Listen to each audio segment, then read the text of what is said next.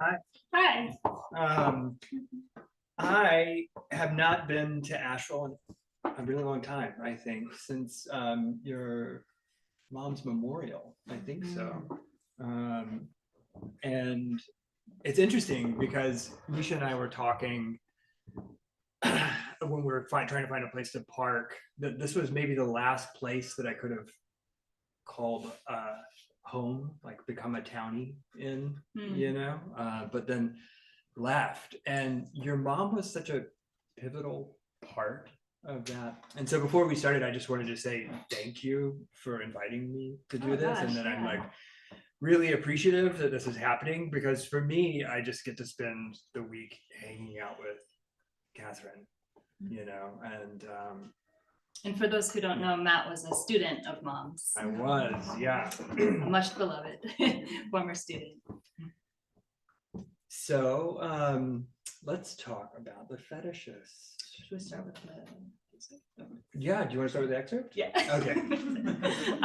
Yes. Sorry, I like to get it out the way, you know. What page? Oh, at 69, I think. Coincidence or not?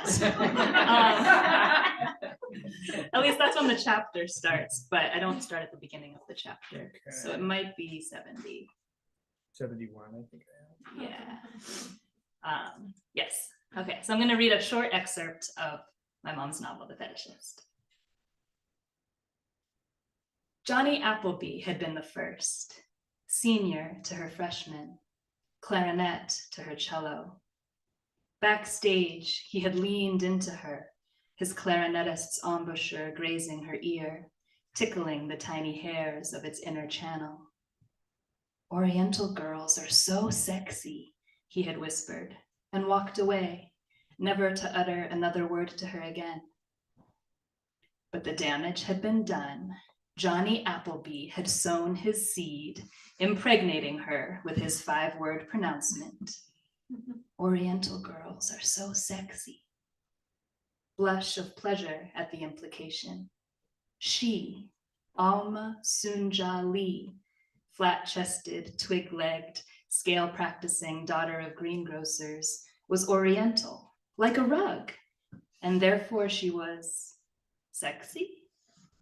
Was it true that all Asian girls were sexy? And even if it were true, what solace was there in being part of a throng, a teeming corridor of button-nosed, black-haired girls with sallow skin and narrow hips? If they were all sexy, then they were all the same. And if they were all the same, then in what sense was she, Alma Sunja Lee, 9th grade cello prodigy, a distinct entity worthy of individual attention?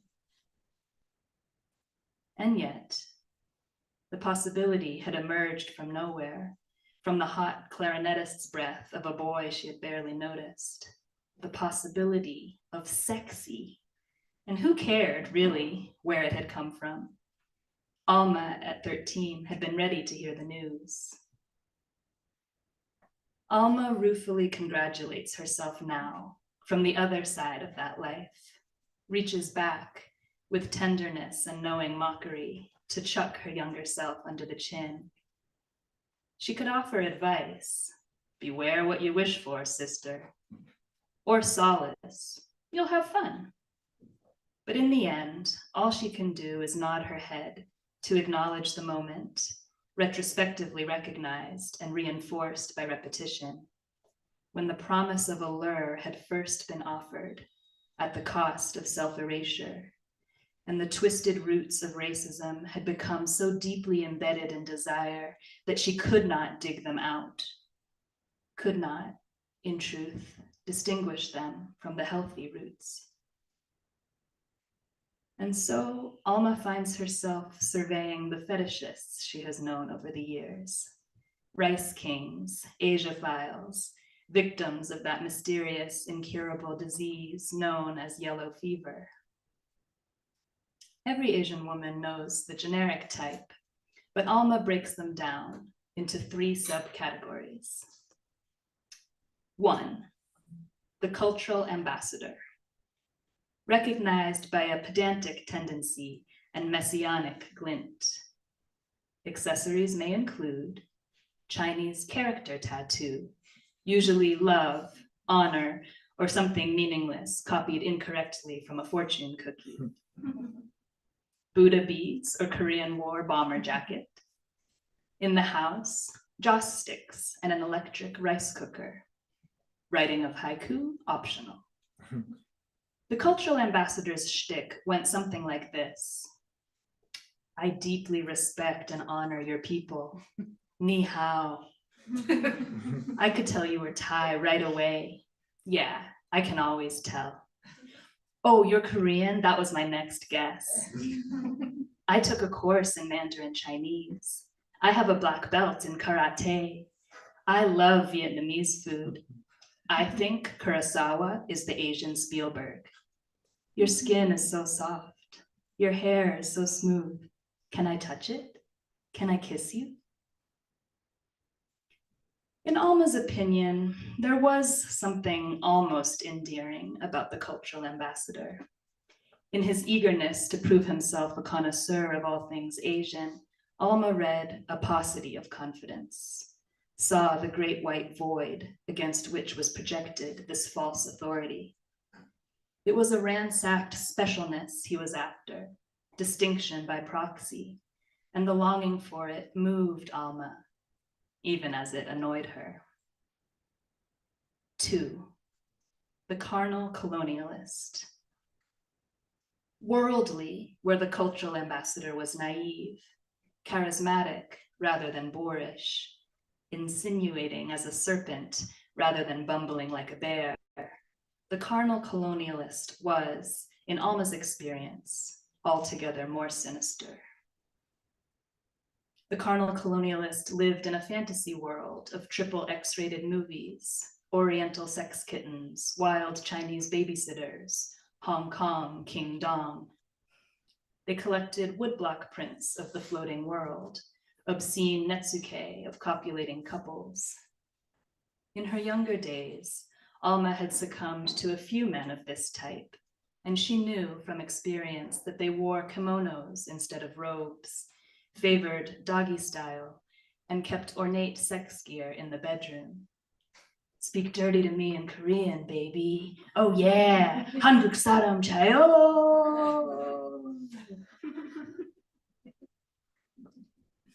3, the rational revolutionary. Unlike other rice kings, rational revolutionaries were Black or Latino, and their modes of seduction were politically formulated. My dear, you have simply not lived until you've had an Egyptian, Ghanaian, Senegalese, Dominican lover. You don't, eyes suddenly piercing with indictment, have anything against men of my race, do you? Rubbing their palms together, smiling with only their mouths, rational revolutionaries made discussing politics into earnest foreplay. Sleep with me, and together we will strike a blow against the evils of American cultural and economic hegemony. This was their rousing pickup line. Spurning their advances, then, was not a mere personal matter, but a deliberate turning away from the struggle of oppressed people everywhere.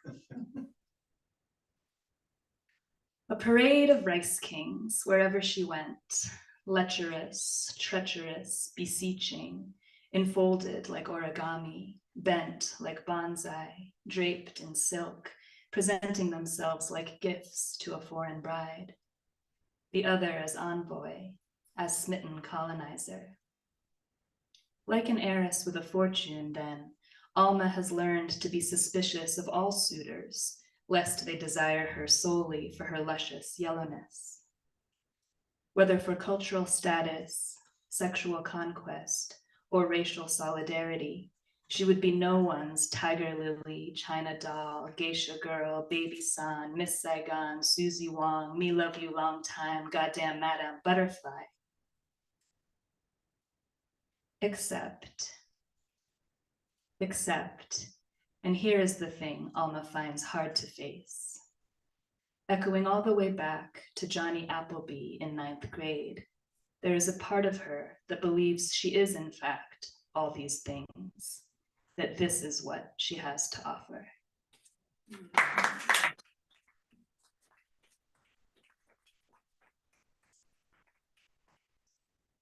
Beautiful reading. Beautiful reading. Thank you. I'm going to speak into the microphone. I remember when Catherine was working on this book before 2014, and Misha and I ran the Juniper Bins reading series. She, and a couple of other times that I saw her read, she would always read this really uncomfortable sex scene. Which, Ooh. She would always read the sex scene, and it was hilarious. Just like this past section was hilarious, but I was always like, "That's the one," like that's the one you choose to come out of the gate with. Says something about her personality. Oh, thank you. Yeah. Okay. It's just gonna get me in trouble anyway. But when reading through here, I think it's later on, but I don't know if it made it into this draft, or I couldn't remember it when I was reading. Was there anything added or changed about the book in your process? Other documents pulled from or moved around, or? So Is there some Kayla Min in here? there's a little Kayla Min in here. Yeah, it's she had a complete draft, and she was polishing, but she was a perfectionist, and I had never read the complete draft, and I'm not sure that anyone had. I had read like bits and pieces as she was writing it that she would send me. But yeah, and then in 2014, she got diagnosed with terminal cancer and just immediately started writing nonfiction instead, and just like really wanted to figure herself out before she died. And so she just never touched the manuscript again, which is crazy in retrospect, but at the time it was just kind of like, okay, like I want to support mom and she's excited about the nonfiction, so I'm excited about it too. And people would ask sometimes like, well, what about the novel? Why don't you finish the novel? Where's the novel at? But she would just kind of be like, nah, I abandoned that. She was very decisive and very like all or nothing. And so it was only after she died in 2019. And then I ended up finding the draft on her laptop, and just being amazed at how complete it was, and like definitely like front to end, like and then that's what I gave Sally Kim at Putnam, who became the editor, and then she and I ended up talking about certain places where there could kind of be like, it was mostly adding, so I added like there was one scene that was not finished that mom left a comment within the Word document being like, finish this scene later. But it was really clear what needed to happen in that scene. But then there's like a little scene towards the end that was my idea that I ended up adding, and like, talking with Sally Kim, the editor, about it. And then there's like a few parts where she felt like certain arcs could be drawn out more. And so she and I talked about it, and then I wrote. So it's like, a paragraph here, a sentence here, kind of drawing out certain arcs along the way. So yeah, I ended up adding after her death, just a little bit, but I mean, the manuscript was there, like, yeah, it was a gem. Was that thrilling or therapeutic or moving? I mean, It was I knowing grief myself, I know what it's like to engage with artifacts, and how sometimes it can just be this, very beautiful, but also incredibly like large, like expunging of emotion, just to have something to engage with. But, yeah, no, it was a really intense time. It all happened in like 2 months, where I was just like, okay, I guess I'm doing this. I guess I'm gonna open this Word document that my mom left here, and then I'm gonna, I think just before I started was the most intimidating, of just like, how dare I? But I was like, well, I mean, the publisher thinks it's a good idea. So, it was like good that I kind of had some sense of like, someone external is saying I should do this. And then, and I was nervous, like, what if I make it worse? Or what if the parts that I add stand out somehow? Or, but then once I started doing it, it surprised me how, like, I don't want to say easy, but it felt very intuitive. And it felt very much like mom was there. We had a very kind of, I guess, literary relationship, in the sense that like we would read books out loud together. starting in childhood, but even in my adulthood. And then sometimes she would read her works in progress out loud to me, and we would just sort of talk about them. And so it didn't feel too weird, actually, to be sort of engaging with her text. And I could sort of imagine she and I were talking about it, like we used to talk about stories. And then in terms of the novel itself, like the novel's so funny, there's so much humor. And a lot of that humor I really recognized as like she and I would joke around, and like she loves puns. In the book, the character Daniel loves puns, but that was Mom. She loved puns.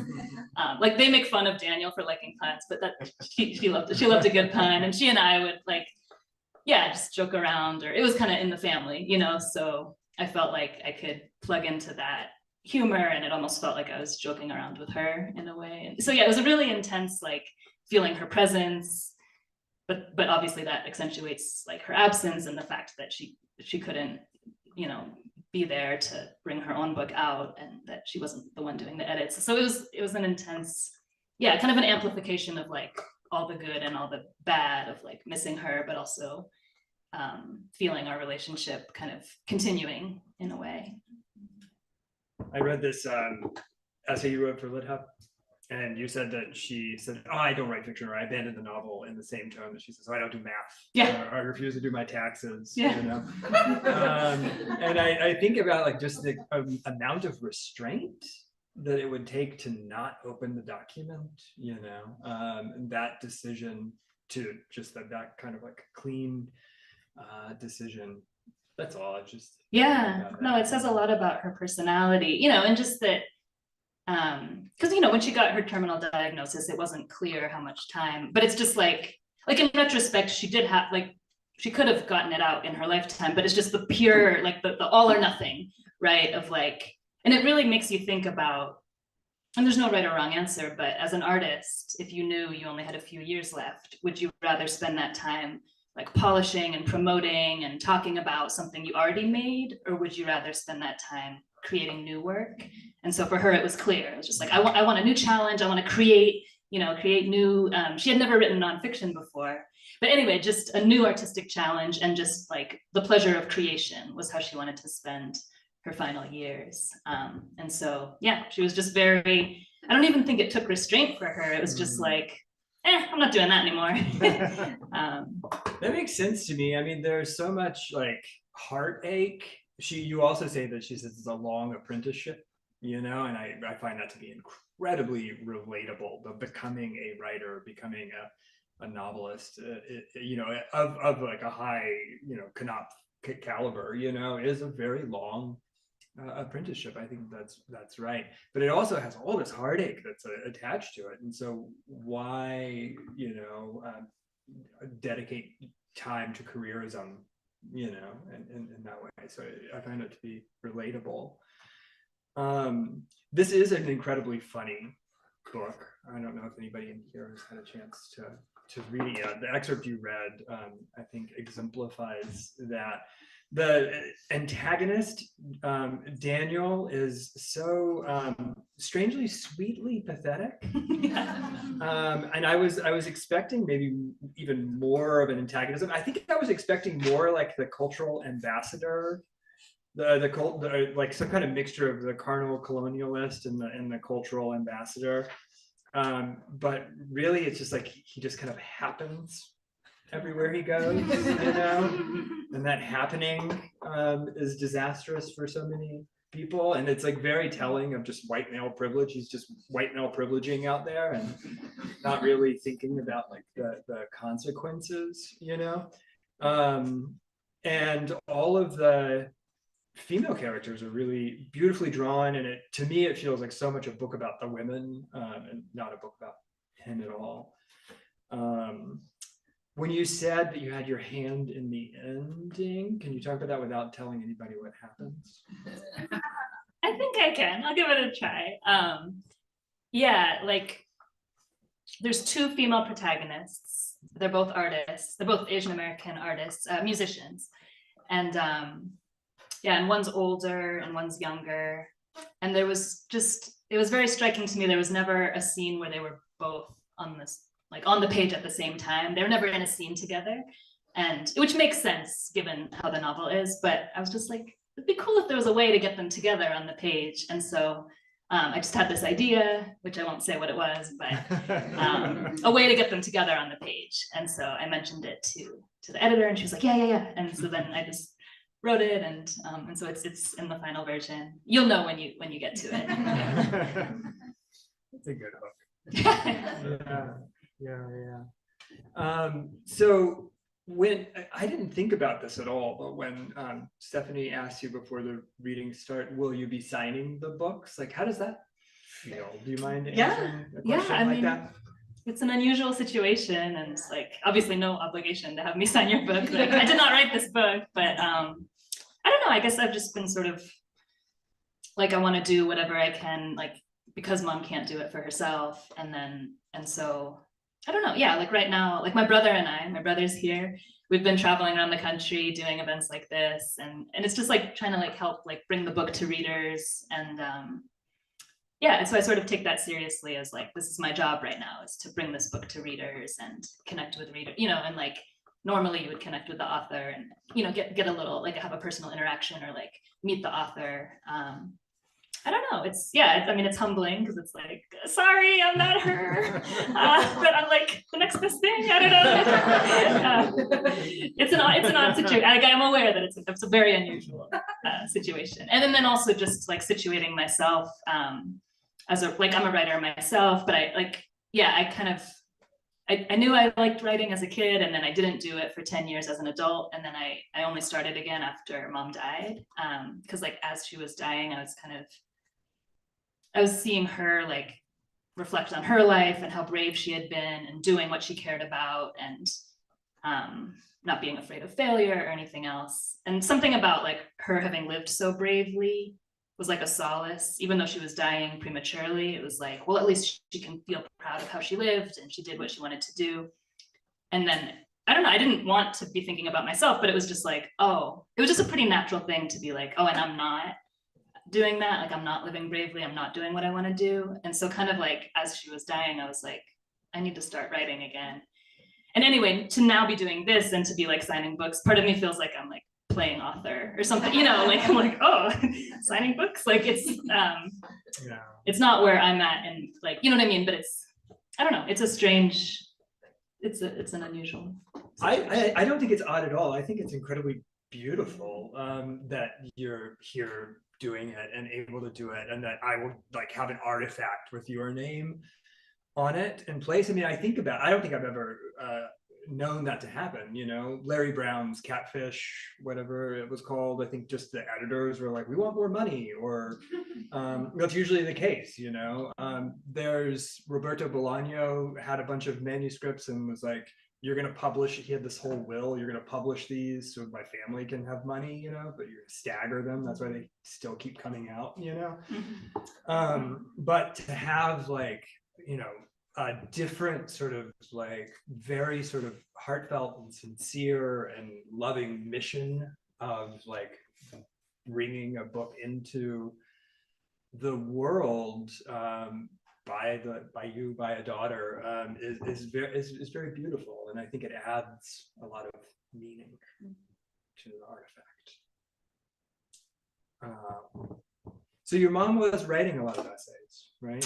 Yeah, she started in 2014, and she just said like, I need to figure out who I am and where I've been before I die, basically. And so it was kind of that thing that Socrates, I think, said, of like, the unexamined life is not worth living. And she was just like, I'm gonna examine my life before I go.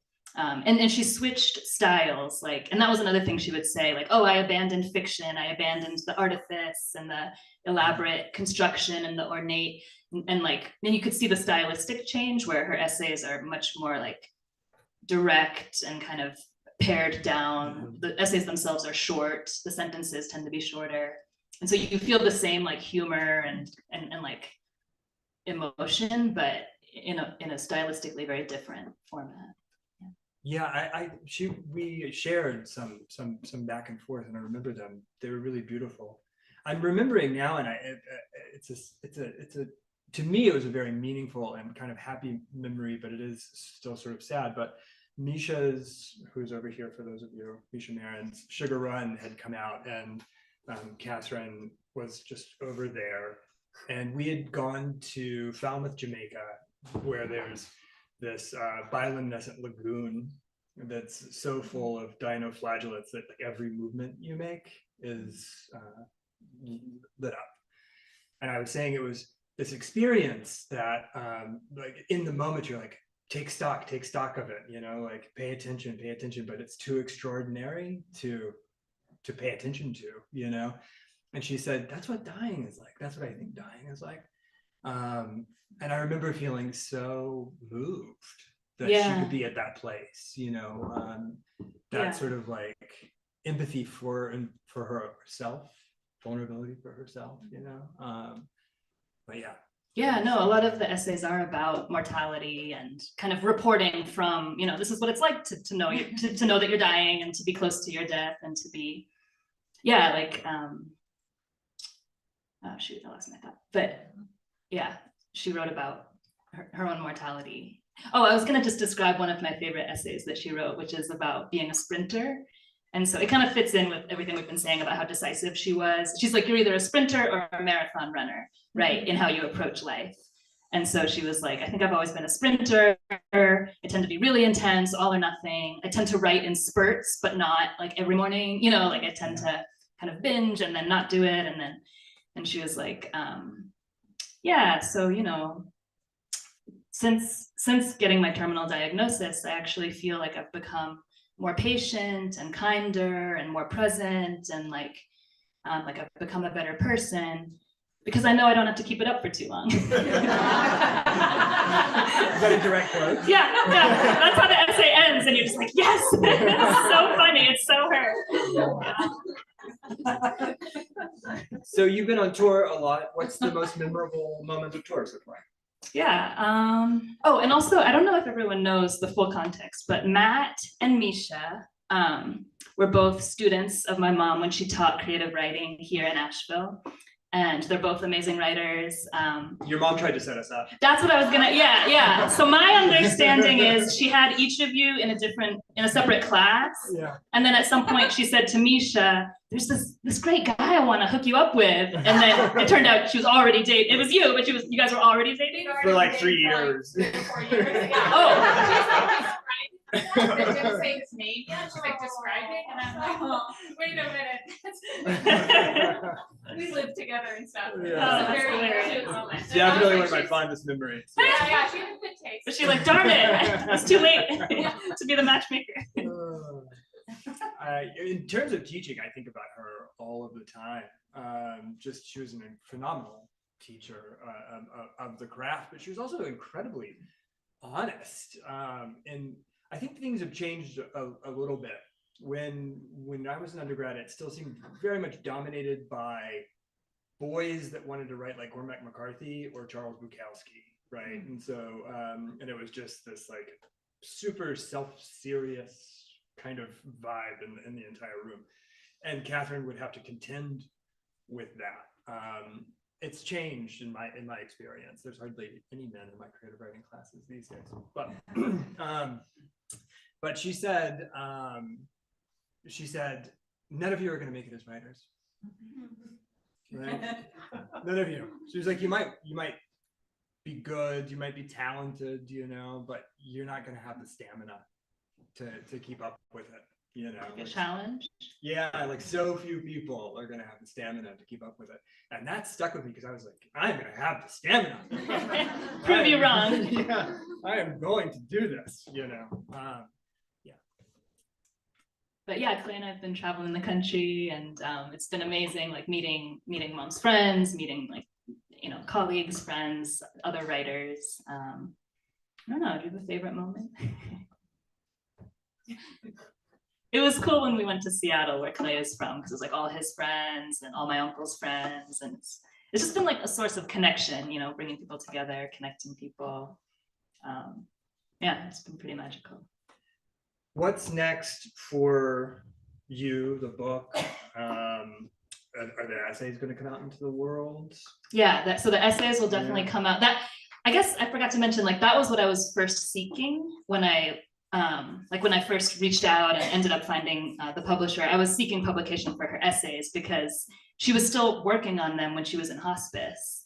And so I have this image burned in my brain of her like in her hospice bed typing. And I know she really thought of them as a collection and wanted them published as a collection. And so that was what I was first. Anyway, so then, but then it was like, okay, but there's also this novel, and it would make sense, since she was known for fiction, it would make sense to do the novel first.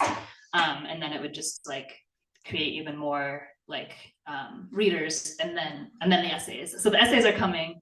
I don't know exactly when yet, but yeah, definitely that's gonna happen. And that like even more, that's gonna like really touch my heart, just knowing that she wasn't like, you know, working on them right up until her death in vain. You know, like there's gonna be readers, it's gonna be out there in the world. And so I'm really excited for that. But yeah, no date for that yet. But that feels like huge, monumental, you know, that she might have given up on fiction altogether. The Artifice, I remember having conversations with her about giving up on The Artifice.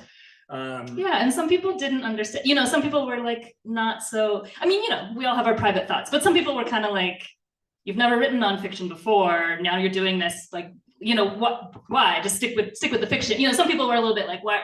We don't care about your nonfiction. And so it's like, haha, proved you wrong. Like, definitely. I mean, but I feel like that's the whole careerism thing, that like, why bother, you know, like spending time on that aspect when all that really matters is making good art and doing the work. It's then when we release it into the world, the rest of the kind of nasty stuff capitalism starts coming in. And I also think it's different now, just like I'm in an MFA program and like starting to have my own exploration of like the world of letters. And it seems like now it's much more common that you have like poets writing memoirs or novels, or someone who normally writes fiction writing nonfiction. And it doesn't seem so unusual, but I think it was more unusual in the past. Mm-hmm. And it's wonderful, man, because she was working so hard on those essays. So it's cool. Do you think that it has a title? Does it have a title? Oh yeah. Losing the Plot. I love that. And then one last question about Catherine before I wanted to ask questions about you. Are they going to do anything with Secondhand World? Are they talking about? I mean, it's you know, it's in bookstores if anyone wants to. So her debut novel, Secondhand World, came out in 2006. Yeah, I think they might have printed some more of them, like thinking that it would be cool if some people read The Fetishist and then are like, oh, I want more of it. You know, what else has this author written? Yeah, I remember her debut novel, Secondhand World, came out while I was in college. So it's like my whole life I saw her writing and, you know, publishing short stories in literary journals. But it was always her dream to have a novel published. And yeah, my whole childhood, my whole life, it wasn't quite happening. And then when I went off to college, she was like, maybe it's just never going to happen for me. This novel that I'm working on now is the best thing I've ever written. And if it doesn't work out, she said, I'm done with writing. I'm never going to write again. But then that novel got accepted for publication. And yeah, I was a freshman in college. I remember that phone call of like, it happened, like her live stream, you know, happened. And so it's never too late, you know, it's not about age. Like, yeah. Am I remembering correctly that she took y'all to Europe? Yes. Yeah, with when that came out, I think I remember she told me that she yeah, and I mentioned it in the afterword. She used the advance money to take my nuclear family out on this like amazing trip to Paris, and then and then like when it was tax season, she was like, oh, whoops, some of that money was due as taxes. So the moral of the story is learn your taxes. Or don't. Or don't. Yeah. Go to Europe instead. Yeah. Kind of closing questions, you know, you're working on a novel. Do you want to talk about that at all? Or can you talk about that at all? I can't. I can do whatever I want.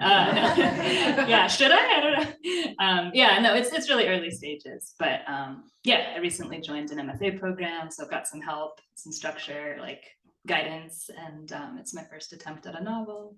And yeah, I'm sort of uniquely situated because I saw Mom, she wrote several novels that didn't get published before her debut novel. So like that was another thing that really stuck with me. Yeah. One of the first real conversations we had was I think she said 2 or 3 novels that were just abandoned. Yeah. Before Secondhand Well, World. that she wrote to completion and that her agent sent out, but that weren't picked up for publication. Right. And like, you know, as a kid, it was just normal. But now I look back and I think like, well, is it because they weren't quite good enough and she was developing her craft? Or did it have to do with like the publishing industry, the sort of mainstream American appetite for Asian American fiction? You know, like, I don't know.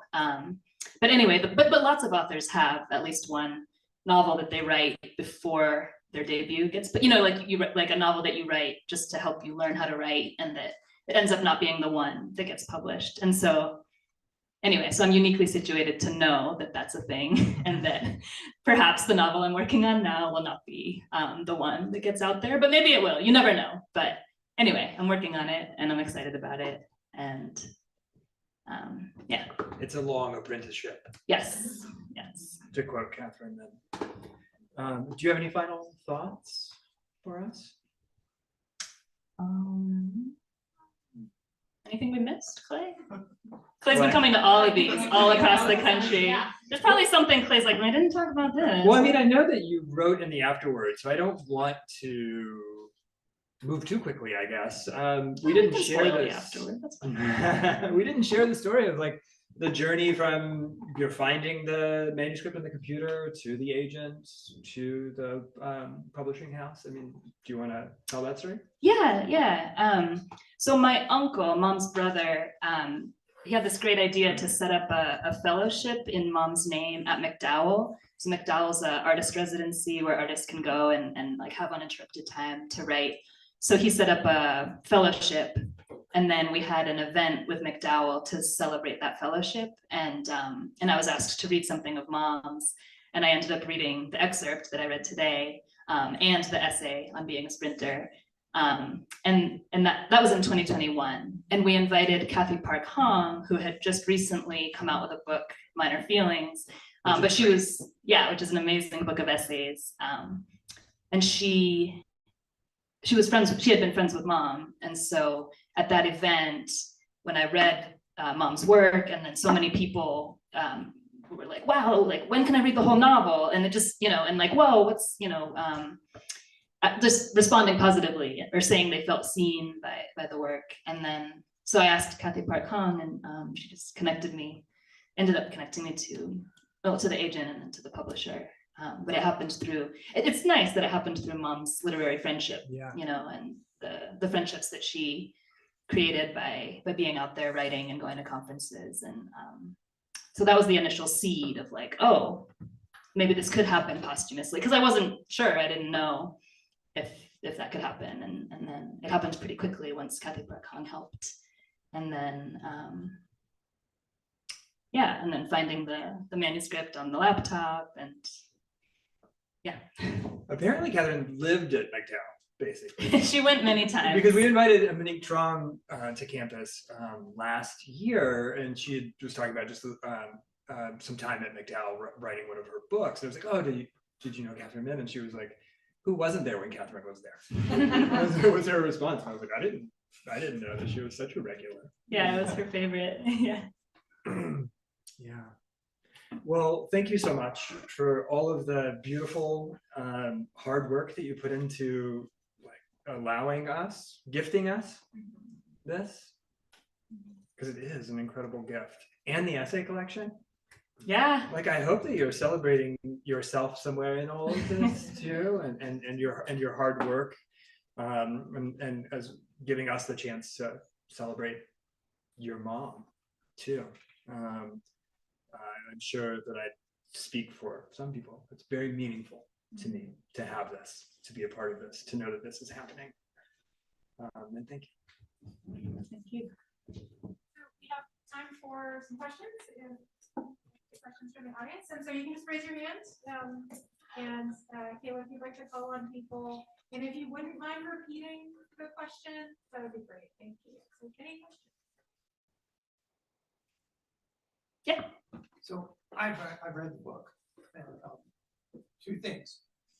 One, it has this visual fluidity that is just so enticing. So if you haven't read, and secondly, it occurred to me that both protagonists seem to be two sides of maybe Catherine.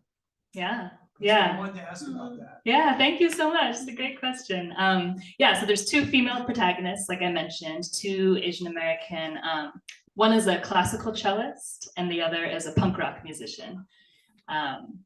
So Alma is the classical cellist and Kyoko is the punk rock musician. So the question was like, you know, are those two different sides of mom? And the answer is yes. And I hadn't really thought about this until after she died, and my stepdad Greg helped me like talk through this and think about this. But it's like the idea that, so Alma is this classical cellist. If you think about classical music, you know, it does tend to be rather white and rather like wealthy and kind of you know, it's this tradition of these old white composers, right, male composers. Like it's not only that, but a lot of it is that. And so being a classical musician is sort of like lending your creative juice to interpret and uplift this canon of like white male composers, right? So if you think of Alma, it's like her career in music is that, and it makes me think about mom and like the literary canon, right? Because if you're a writer, and especially if you're like a woman or a writer of color, and so there's this like, you know, literary canon, all these amazing authors that we revere and that get taught and that get like worshipped, but they're mostly all like old white guys. And so what do you do if you're like, I also want to be an artist and I want to contribute my voice to this, but I don't look like them, and maybe, you know, in their time they wouldn't have seen me as fully human maybe. And so how do you wrap your head around that, and what's your attitude going to be towards the canon? And things are changing, which is great. And it's not only that that's getting taught these days. But for a long time, it was that. And certainly like when my mom was in college, or, you know, it's like, anyway, and so I saw mom, and she and I mentioned she and I would read books together, and we would read a lot of like, you know, Dickens, Dostoevsky, Nabokov, like, and she really did revere some of these authors, and she would copy passages in her notebook to kind of, you know, she was studying them, she was learning from them. Then you have Kyoko, who is in her early 20s, and she's a punk rock musician. And her, you know, she has a very different stance. She's just sort of like, you know, she's angry, she's pissed off, and, you know, and like, of course, it would make you angry also to live in this world where those who are revered don't look like you. And so it's kind of, and so her art, her punk rock songs are kind of like, you know, thumbing her nose or like expressing her anger or like making fun of this kind of white ruled male world. And so I think, you know, mom had both of those sides to her, kind of the classicist and the rebel. And I feel like this book really combines both of those approaches, where it's like, you can kind of feel the Nabokov, the Lolita, you can kind of feel some of the like exuberant long sentences. And you can feel that she's someone who studied some of these authors really closely. But also the book itself is kind of like, step aside, old guys, like, you know, like I got something to say. And there's a rebellion, and there's a kind of an exuberant anger in it too. So yeah, that's my Alma Kyoko dichotomy. Thanks for asking. Any more questions? Oh yeah. As a parent, you know, I always feel like I want to see my kids succeed, and you know, I get anxious when he does hard things, and I know writing and then getting published and then getting sales and getting read is so hard. Like, how do you think your mom would feel about you know, launching on this after having seen everything that she went through? Yeah, it's a good question. So the question is how mom would feel about me like trying to be a writer after she struggled and knows intimately the struggles of trying to be a writer, trying to get published. Yeah, I think, so mom was never like, you should be like me, you should be a writer like me. But, you know, we both loved literature, we loved reading aloud together. I wrote as a kid. I think part of her always knew that this was in me, for better and for worse.